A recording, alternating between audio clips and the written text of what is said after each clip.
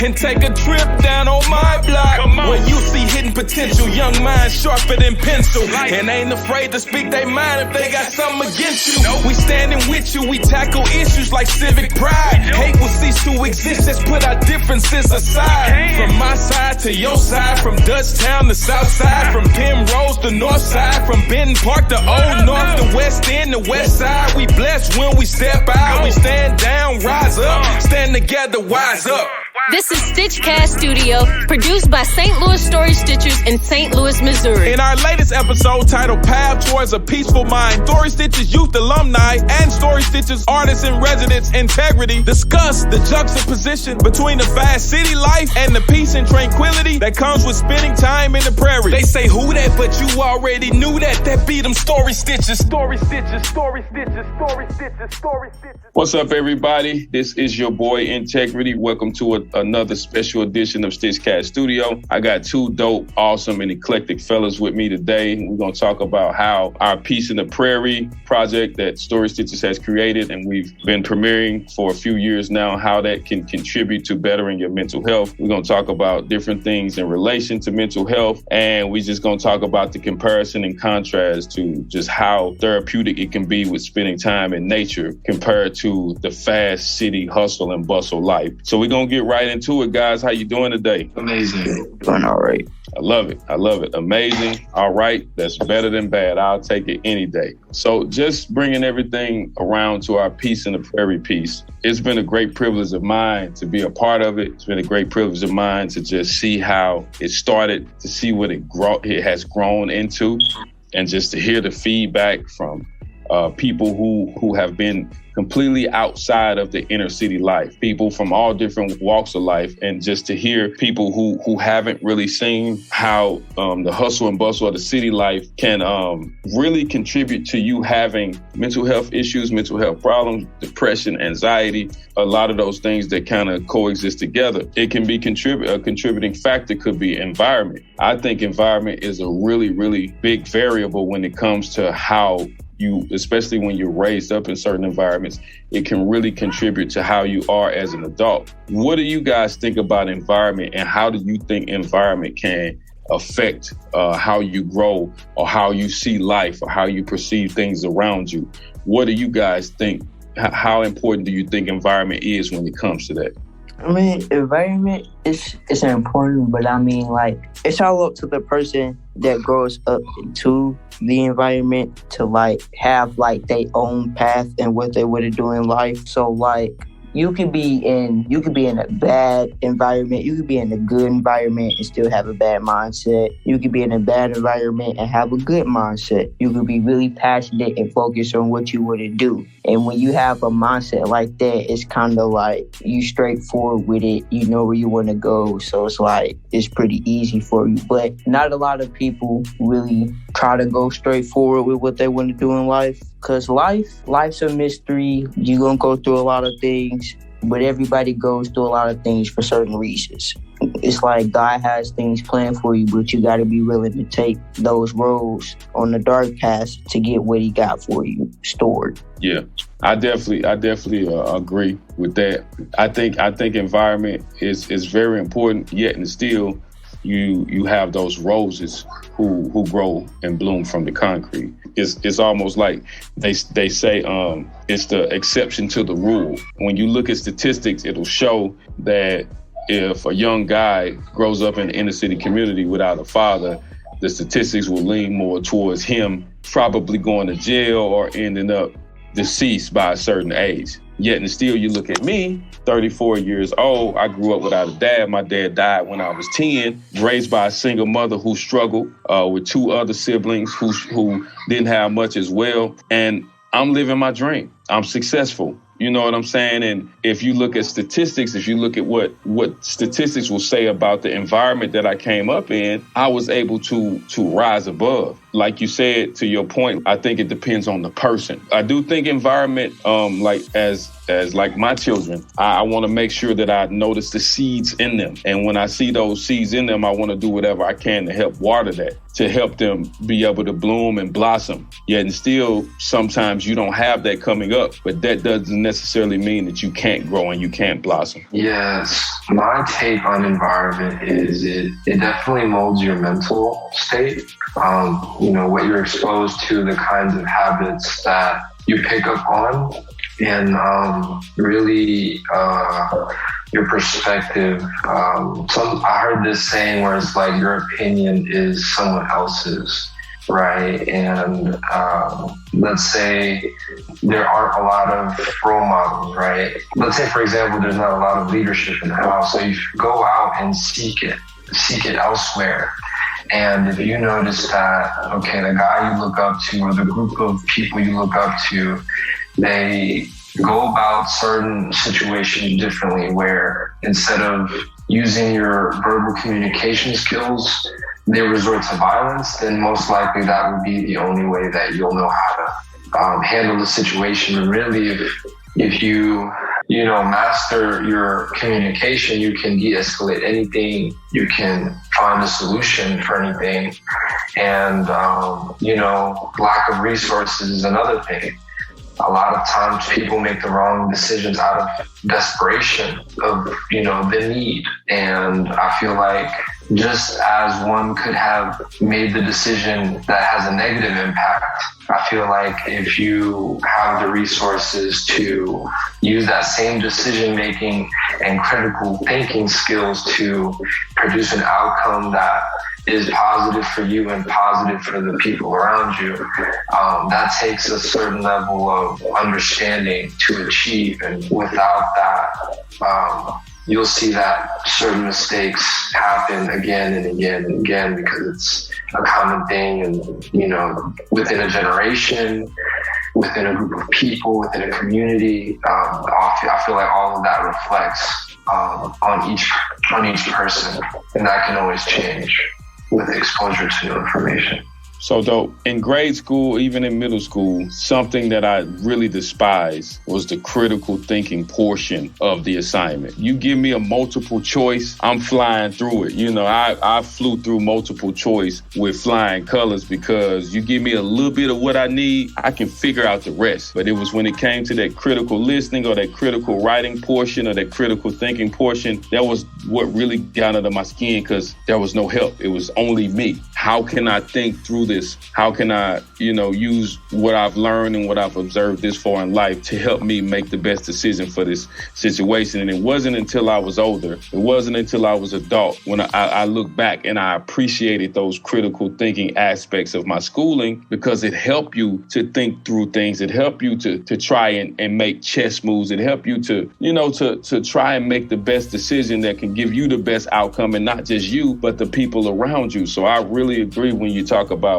critical thinking. That's very important, to be able to have a mind to think, not have a mind to just be led, making those decisions yourself, not being a follower. It's okay to follow sometimes, depending on what it is, having that leader mentality, man. And I think, to your point, when you have that leader mentality, when you say, you know what, I'm going to make that conscious decision to make the best decisions for myself and not what someone else thinks is the best decision for me, then I think ultimately that's when you can kind of rise above whatever situation you're in. So dope insight so far, guys. I grew up in a municipality called Normandy. For all the listeners out there, if they don't know what Normandy is, it's a subdivision in St. Louis.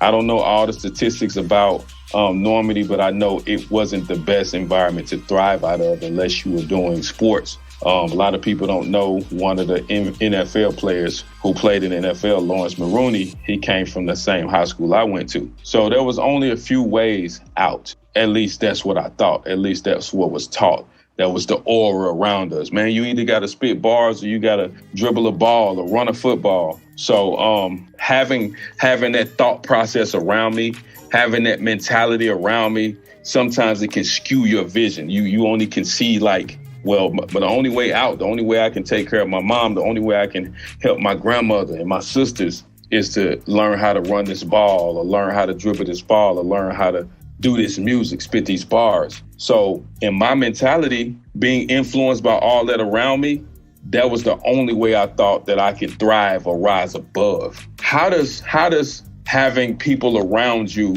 with a limited vision affect how you grow? That right there it can be very, it can make you very stagnant. It can block a lot of your blessings. It can put you in situations where, you didn't want this for yourself, but being surrounded by certain ideologies can just really derail you. And also trying to keep up with people who you want their approval from can also be hindering to your growth. And sometimes the best thing is to eliminate access to you in order to, to continue to grow at whatever pace you need to. No doubt. Rest in peace to the great Nipsey Hussle. That's where he stood on a lot, allowing Black and brown people to have more access, more specifically in Silicon Valley, where the tech world is just completely thriving and growing from that small part. And I think access is very important. To see somebody doing something great that looks like you, that's not just dribbling a ball, that's not just spitting some bars, but somebody who's an investment banker who looks like you, somebody who's a CEO of a corporation that helps youth and young adults that looks like you, somebody who's a lawyer that looks like you, that came from your same community, who's thriving and helping people who look just like you. Like having access and having representation is everything, and that can definitely reshape how you see things. They can definitely give you something more to strive for, because you'll say, wow, if they did it, I can do it too. That's very important. Everybody has their own opinions, certain people are made for making it to where they are by doing what they do, and some people aren't. A lot of people have their own unique talent. A lot of people have something that they're good at. And if you're already good at it or you're improving on it, you still have a chance of being where you want to be at in life. So having people with the mindset of thinking there's only certain ways to making it to the top and achieve what you want to achieve in life, it could really affect you, because some people don't have the mindset to think that they're good enough to make it to be where they want to be at.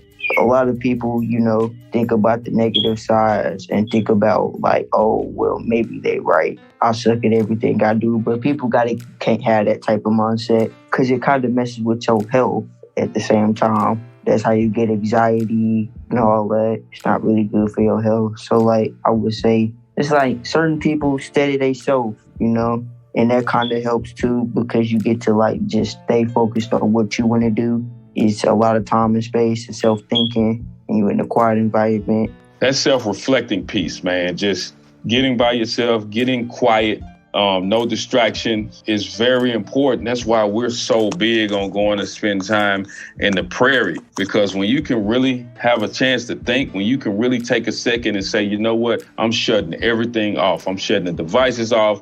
I'm shutting the TV off. I'm shutting the noise out, the distractions out. When you can really get by yourself and just disassociate yourself with all of that for a planned time period, you begin to see things about yourself. You begin to self-reflect. It's almost like your conscience just opens up to new ideas, to new ways of seeing things, new ways to think. And that was kind of like the ideology that helped birth peace in the prairie. You guys know what it's like being here in St. Louis and being here in the inner city. You are exposed to so much. You see so much. You're a part of so many things. And more than likely, most times, depending on where you came up at and who you came up around, you were exposed to it way too early. So now you got anxiety setting in. You got depression setting in. You got, just being completely honest, suicidal thoughts that creep in.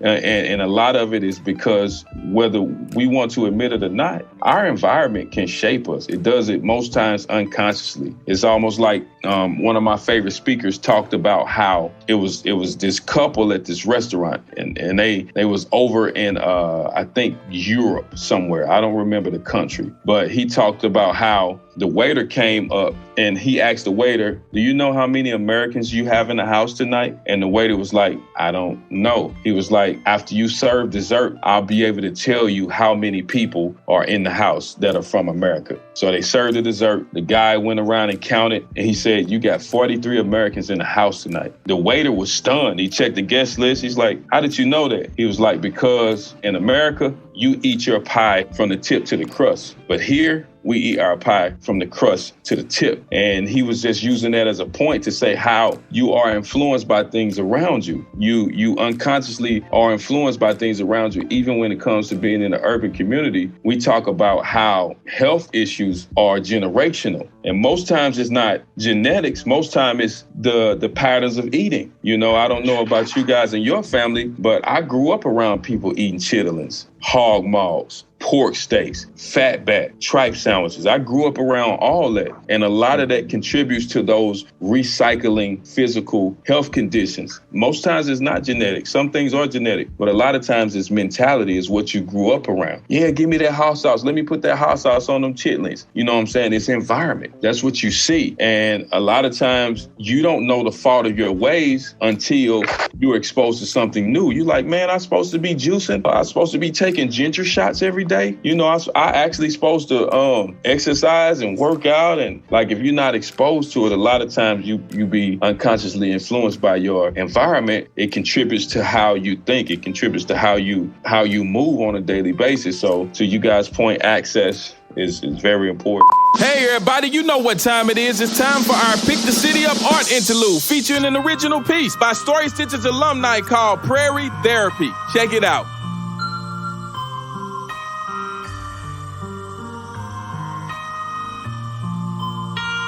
I admit I ain't never been to a prairie. If I tell my guys where I'm going, they probably tell me they worry. Cause where we from ain't unpeaceful about the pieces they carry. And even when situations got scary, I never scaried. I dealt with the repercussions of living near folks that do not know nothing but being tough. If they call you bluff, don't be bluffing. I ain't judging, no. My people far from perfect, but I love them, no. They only know how struggle go. I'm trying to show them other roads. Cause back at home, I feel the tension in the undertones. But here it's nothing close. I see buffalo, I'm like, what are those?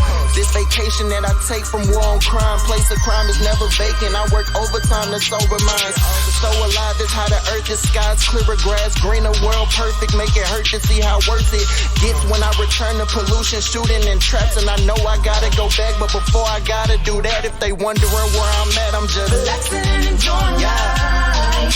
With the sun out and shining bright, with the plants and the trees, the birds and the bees, and I'm mine. If it's a rainy night, relaxing and enjoying life. With the sun out and shining bright, with the plants and the trees, the birds and the bees, and I'm mine. If it's a rainy night. As I walk through these gates, the grass changed my landscape with confidence. They stand tall and straight like a wall of faith. We call this place the passion, a prairie. No worries, all the burdens you bury with one breath or release into the essence of time.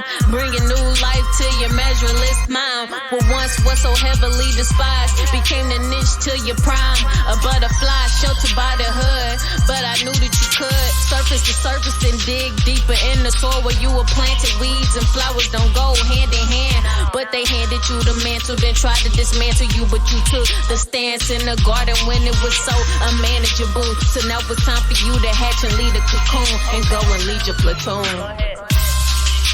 Relaxing and enjoying life, with the sun out and shining bright, with the plants and the trees, the birds and the bees, and I'm mine.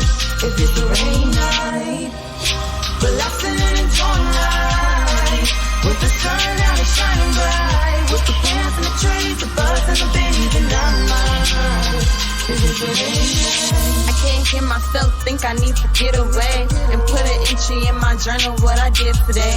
I never seen weeds fall as these, still I feel the breeze. The native grasslands, a few trees. It's more than a meta biodiversity. A place where time sits still, no sense of urgency. No rush. I left my cell in the city and did it purposely. Off the grid. Deserve to be free with the birds and the bees. So naturally, there's plenty of rainfall and wildflowers. Mild showers and plants growing by the hour. Long-term management is essential. Conserving the landscape is good for the mental. And I'm relaxing and enjoying life, with the sun out and shining bright,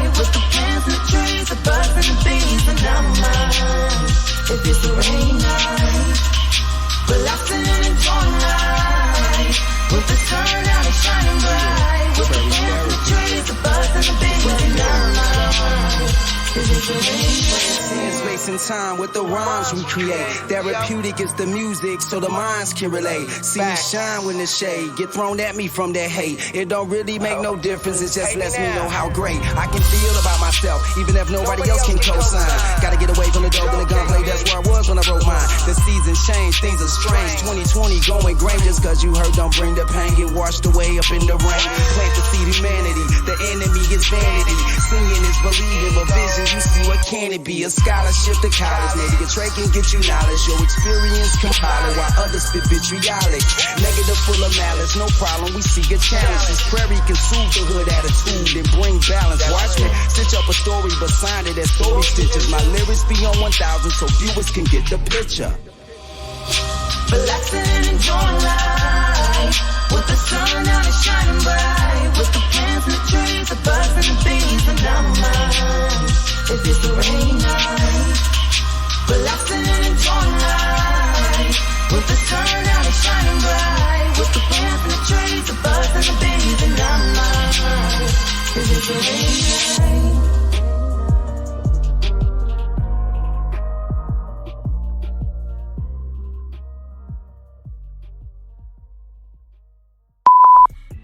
Just moving on to the nature portion, everything influences our way of thinking. And I'm gonna share a little bit of a story about my childhood, and if you guys want to, you can too, but it's in reference to having a balance. So like I say, I grew up in Normandy, fast-paced, hustle and bustle, gunshots here and there, police lights, police always pulling up, interrogating, asking questions, just seeing all of that throughout the school year. But every summer, my mom would send me down to Tennessee to my aunt's house where she had like a few acres of land. It was just all nature, land and trees and just, it was a complete difference from what I had during the school year. And being able to have that balance, I think really helped contribute to making me become a wholesome individual. Not to say I got everything together. I got flaws and failures just like anybody else. But I think having that balance, that summer of spending time in the country with the nature and the trees and the grass, and my cousins had 4-wheelers and stuff and just running through the boondocks, like that was a complete difference from what I was experiencing in St. Louis. And that really influenced how I saw life. It wasn't just me being a city slicker all the time. I got a little bit of the country bumpkin as well. And I think having that balance is very important. What do you guys think about having that balance, and how does it contribute to you seeing life from so many different perspectives? How does that contribute to mental health, in your opinion? My mom is from Costa Rica, and the rest of our family is out there still. So mainly for the holidays, the end of the year, we would take a flight back to Costa Rica and be received by my aunts and cousins. And they live a completely different lifestyle over there, especially the areas that are more rural, where there's like no paved roads. There's livestock out and about, like chickens running around or little pigs, and just seeing how, I would even say sometimes primitive it can be in other countries where there's no running water, or maybe there's not electricity, there's no lights at night. There's a huge change in, the air, the things you hear, the kind of worries you have. Like, you don't have to be as worried all the time, or always have your guard up, like in the city of St. Louis, where for me, I always feel like I grew up having to kind of like keep my guard up, or, people always want to like try you or say something to you. But over there, there's really not a lot of people. It's just land. And when you look up in the sky at night, you see more stars because there are less lights and there's less noise. When you go to the beach, same thing. It's very peaceful. And it makes you kind of reevaluate like the things that we take for granted, one, and then two, how minimalistic life really can be. But here, you're always being sold on, you need this, you need that. And it's very materialistic here. And over there, people live on some like very essential minimum things, and people are actually happy. Happiness isn't measured by the amount of money you have. It's measured on the quality time you spend and with who you spend it with. So that's a big variable when it comes to balancing environment. And I always believe everybody should travel from their homeland at least once or twice in their life. Definitely, man. Like you have a different appreciation for things when you step outside the city life. Like I can leave my house and be at Dollar General in 30 seconds to get what I need. And I think sometimes it's taken for granted. Where my aunt lives at in the country, their town is 35 minutes away. So when they go, they have to make sure they stock up. So they don't have to, it's not like a 30-minute drive every day. Like if you need toilet tissue, you can't just have your wife or your husband run to Dollar General 30 seconds away. You got to drive 35 minutes to town. So if you run out of toilet tissue, you are, SOL, pun intended.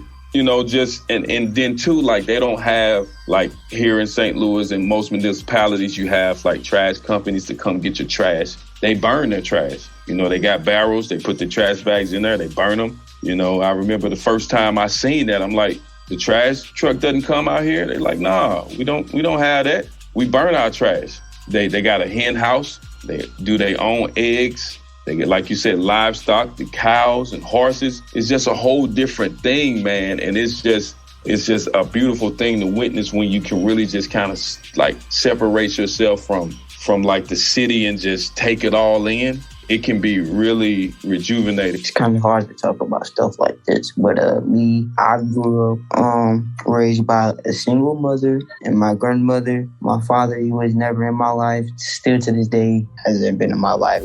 I've been growing up without a male figure. So, but it's like, even though I was raised by a woman, I feel like I was put on like the right track towards life. Started dancing when I was like 2 years old. Been doing it ever since. I was playing basketball at the time, but I stopped. 3rd through 6th grade, I played the violin and the flute. Then 6th through 9th grade, I was in the choir and ran track, and now I'm dancing. So like, it's like, I don't know, I see different perspectives in life, in many ways in life. I remember a couple years ago, I got out of St. Louis for a minute. It was for a good, I want to say week, maybe 2 weeks. Me and my mom and my sister, we took a little trip to Florida, and it was kind of like a different vibe. It was something you definitely don't see every day in the city of St. Louis.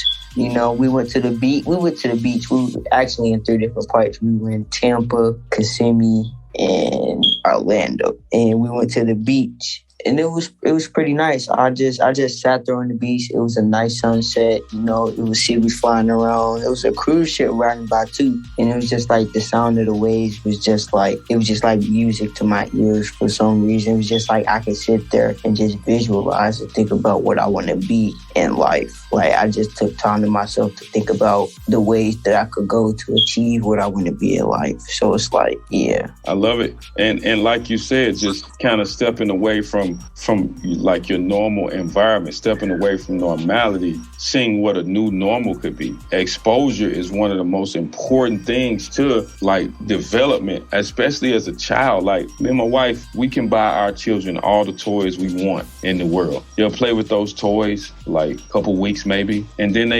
they're on to something else. But like exposure to different things, taking them on trips. We went to Legoland in Kansas City. Last year, we actually took them down to my aunt's property that I grew up on, letting them get that exposure to different things. Like those type of things, they remember forever. And I think when you're exposed to things, especially positive things, because you can be exposed to things that aren't so positive and they can affect you in a negative way, but more exposure to positive things, seeing different sceneries, going to different places, seeing what life could be, instead of allowing like your environment to confine you to a box. To your point earlier, not allowing your environment to trap you in the box. You actually growing and seeing things. I think that's one of the things that can really help to contribute to you overcoming stress and anxiety and fear. You know, one of the biggest reasons we did Peace in the Prairie is because being in nature, like viewing things in nature, scenes of nature,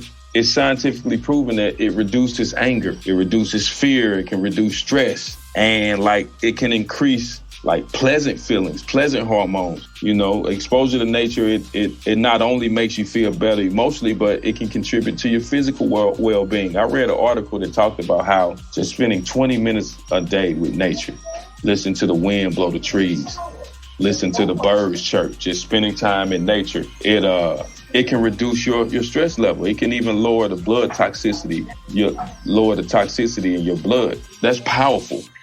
Whatever health things you were mentioning, I agree 100%, because some of the most challenging and adverse times these last 2 years, I always took the time to decompress in a park or just outside, even if it's just a walk around the block.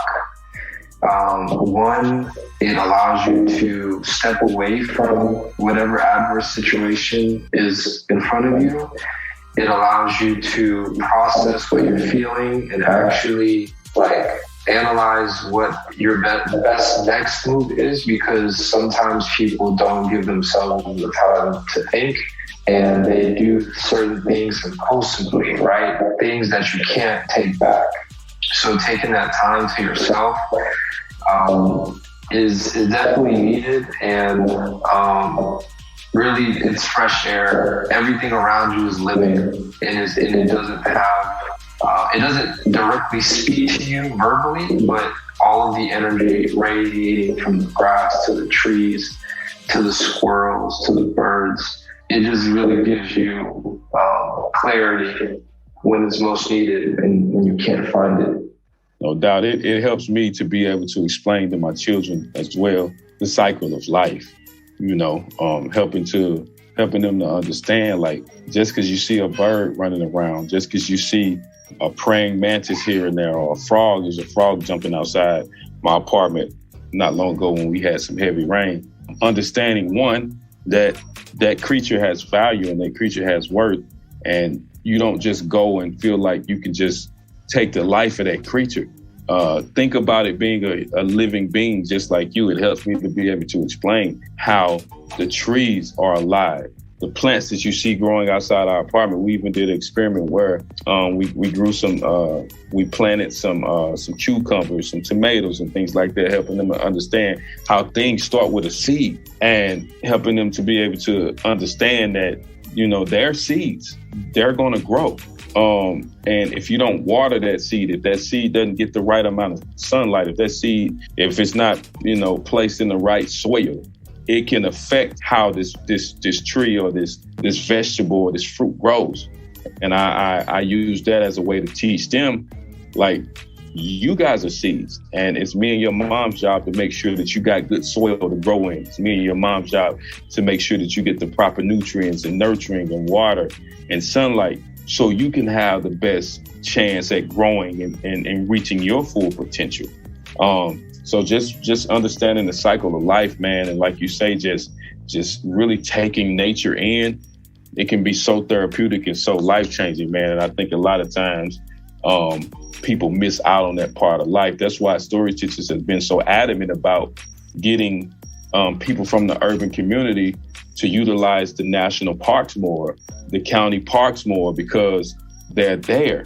A lot of times you don't see a lot of Black and brown people in the local county parks or the national parks. And we're trying to change that, because we understand how important spending that time in nature and learning more about nature is life-changing. Bobby Norfolk, who's an artist here at Story Stitches, he did a talk on how the original, the native people were so in tune with the land. They understood the weather, they understood the vegetation, and they understood how important Mother Nature was, and they had a certain respect for it.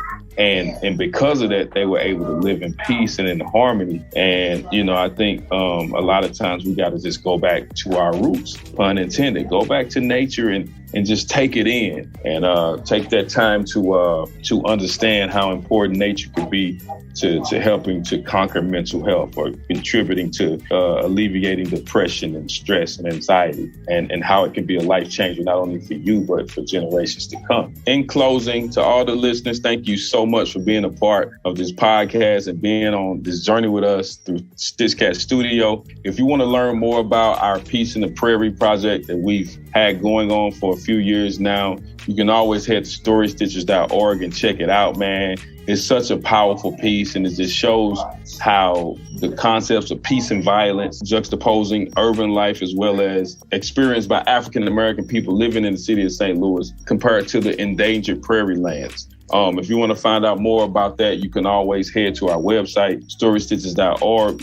We'll be doing our latest Peace in the Prairie installment. I think it's coming up in 2022. It's going to be in Forest Park at the World's Fair Pavilion. It should be dope, man. We're going to have a lot of activities. We're going to have a lot of people out there rocking it out, just representing for Story Stitches and also for the community as a whole. Yeah, we appreciate you guys for checking out the podcast, listening with us, and being on this journey. Peace and love. Thank you for listening. And last but not least, we want to give a very special shout out to the StitchCast Studio sponsors. StitchCast Studio Season 2 in 2021 is sponsored by the Spirit of St. Louis Women's Fund 3-year grant from 2020 to 2022, Arts and Education Council PNC grant, and Lush Corporation's The Charity Pot. Peace in the Prairie is presented with support from Missouri Arts Council, a state agency which receives support from the state of Missouri and the National Endowment for Arts. Additional support is provided by the Spirit of St. Louis Women's Fund, Missouri Foundation for Health, City of St. Louis Youth at Risk Crime Prevention Grant of 2020, Stewart Family Foundation, and Kranzberg Arts Foundation. They say who that, but you already knew that. That beat them story stitches, story stitches, story stitches, story stitches, story